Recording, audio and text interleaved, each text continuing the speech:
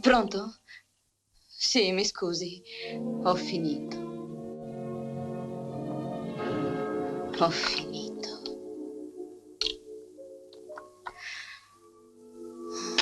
Bisogna eclissarsi al momento opportuno. Che importa al mondo se la Gruzinskaya smette di ballare? Che dovrebbe fare? Ritirarsi?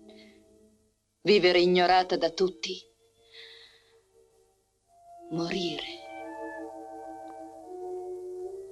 A questo si giunge sempre.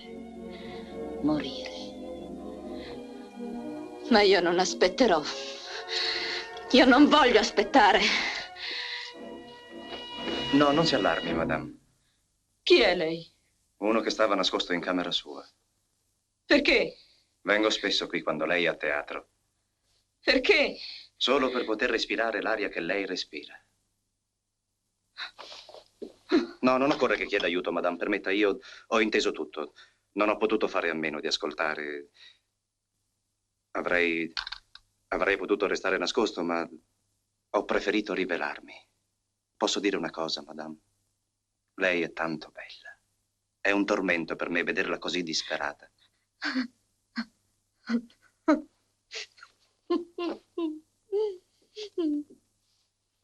Ma come possono averla ridotta così? Lei può pretendere tutto dalla vita. La prego, non pianga più.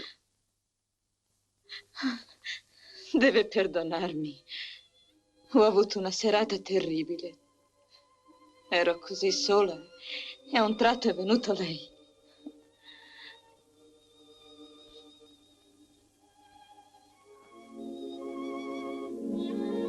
Perché mi guarda a quel modo? Non la immaginavo così bella.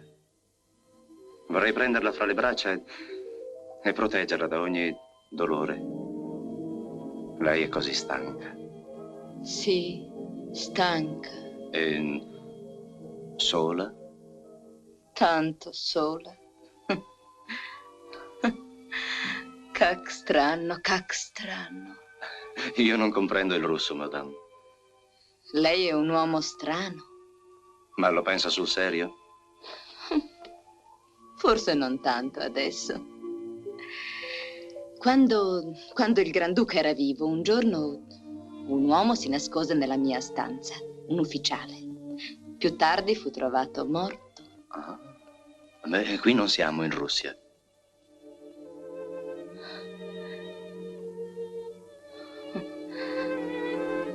Chi è lei? Un uomo che potrebbe amarla. Un uomo che ha dimenticato tutto. Ma non lei. Lei potrebbe amarmi. Non ho mai visto nessuna donna più bella di lei.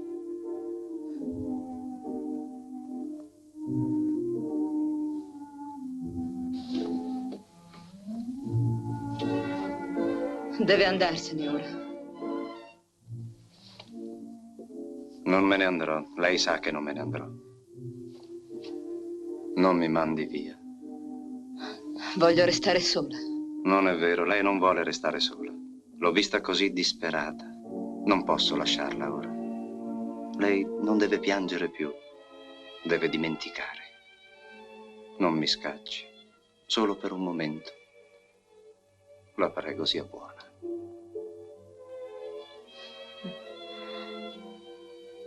Solo per un momento.